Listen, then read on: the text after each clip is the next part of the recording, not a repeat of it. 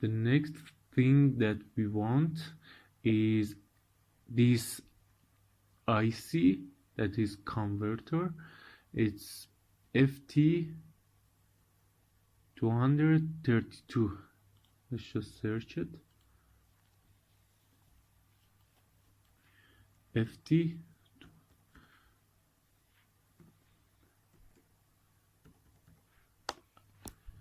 That's it. There is an RL at the end of it. That's the one that we want. Of course, you can use this. There is not a lot of difference between this and this, and the only difference between these three that you can see is their packages. This package that you see in here, it's package named QFN, and it's hard to solder with hand.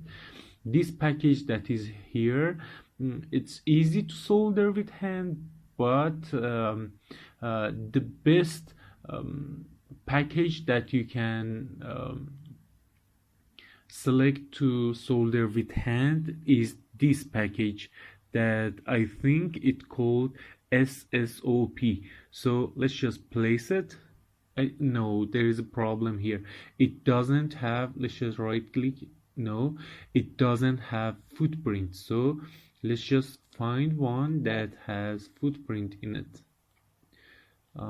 That's the one, and let's just, that's cool, it has footprint in it and we can use it.